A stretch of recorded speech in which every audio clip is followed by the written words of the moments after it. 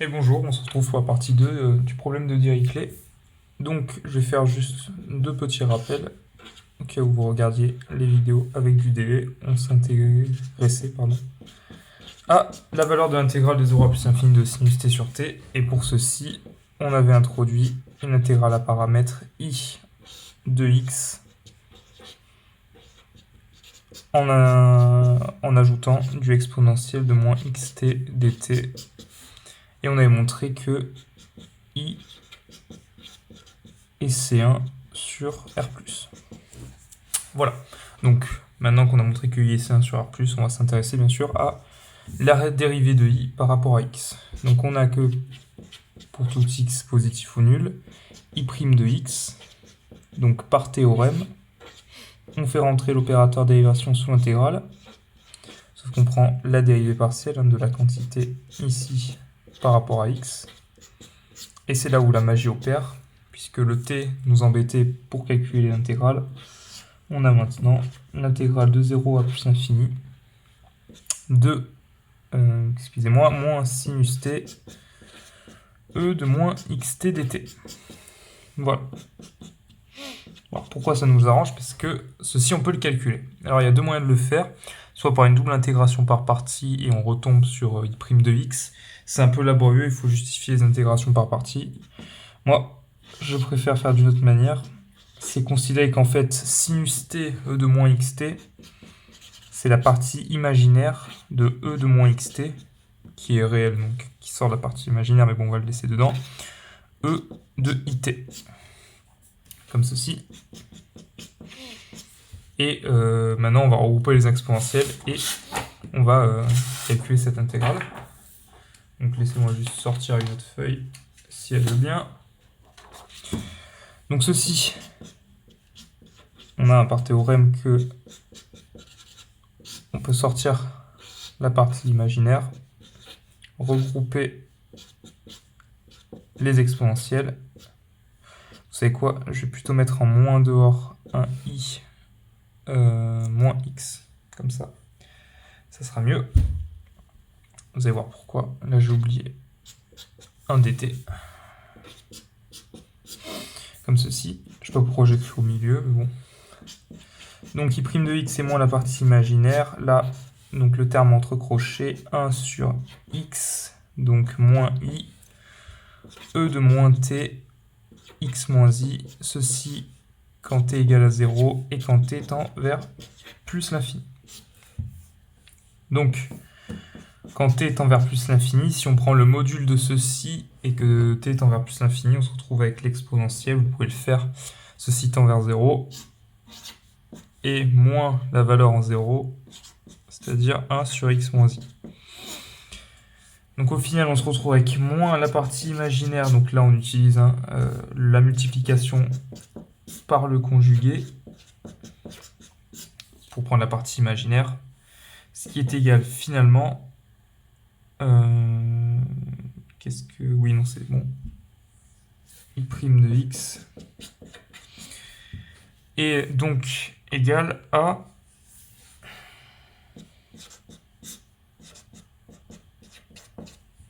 alors, attendez.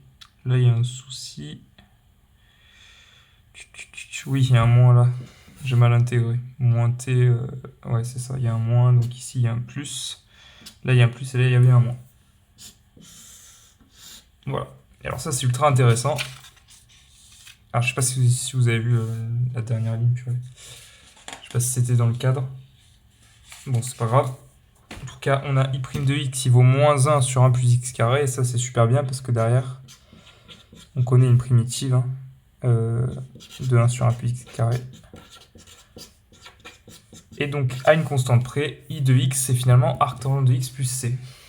Sauf que i est continue en 0, puisqu'on a montré qu'elle était c1 sur 0 fermé plus l'infini. Ça veut dire que i de 0, si on reprend ici dans les rappels la définition de i de x, i de 0, c'est i, finalement, tout simplement. Mais ça vaut aussi moins arctangente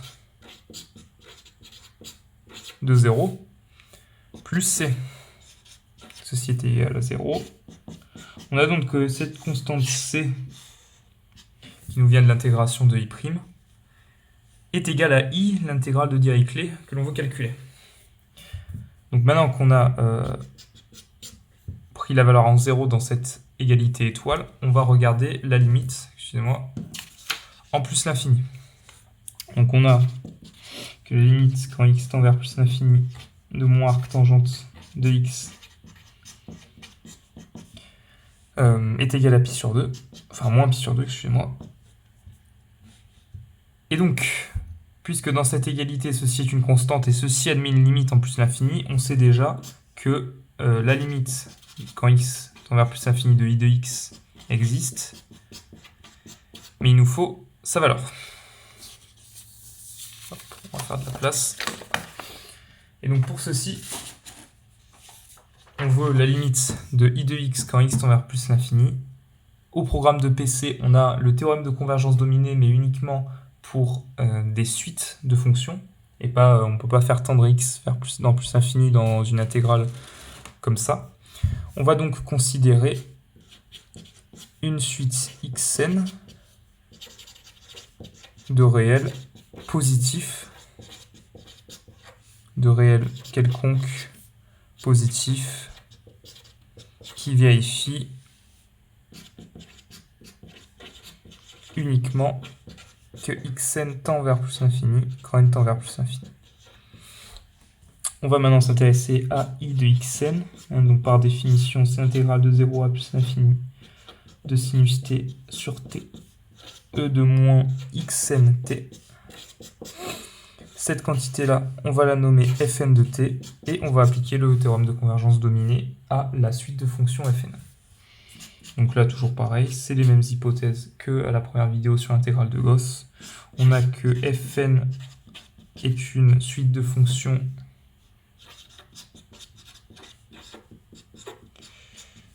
continues sur 0 vers plus l'infini. Continue par rapport à t, bien sûr, pour tout n, ceci est continu sur 0 vers plus l'infini. Ensuite, la deuxième hypothèse, c'est la convergence simple.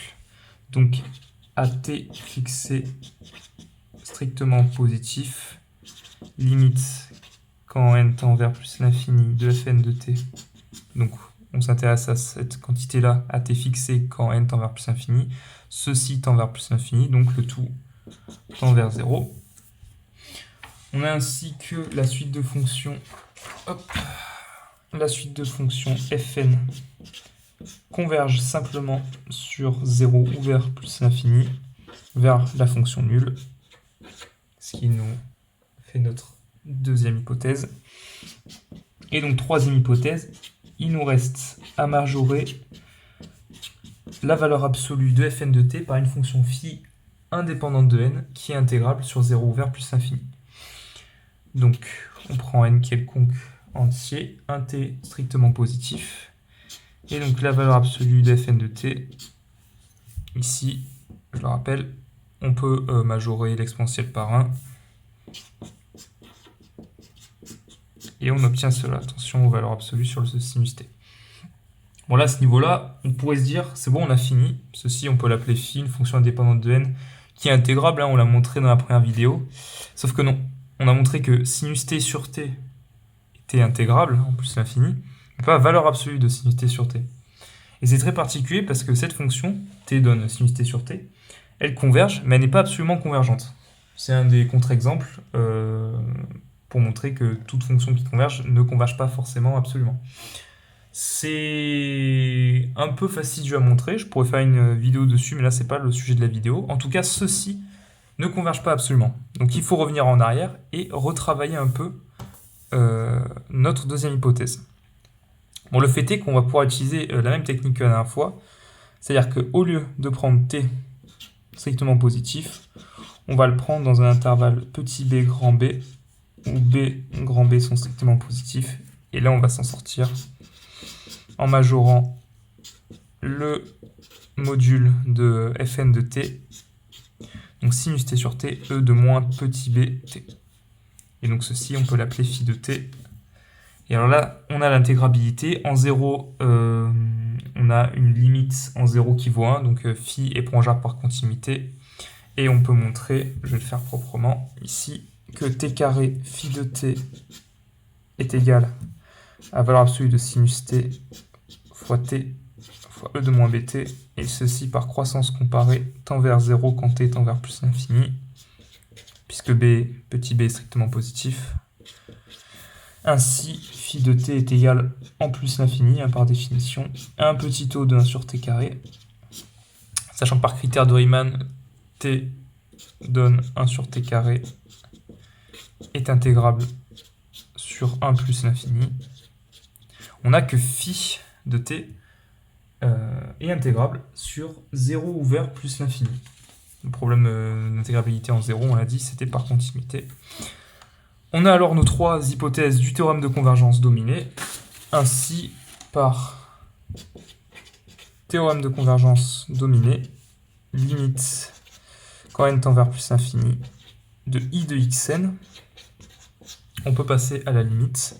Donc, enfin, on peut surtout intervertir limite et intégrale. C'est la limite quand n tend vers plus l'infini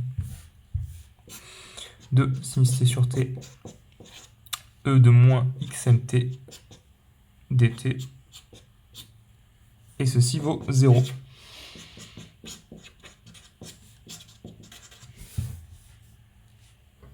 Et donc, par caractérisation séquentielle forte des limites, puisque notre suite xn a été prise quelconque étant vers plus l'infini, enfin une suite de réel quelconque qui tend vers plus l'infini, on a, par caractérisation séquentielle forte, que la limite quand x tend vers plus l'infini de I de x, excusez-moi, est égale à 0.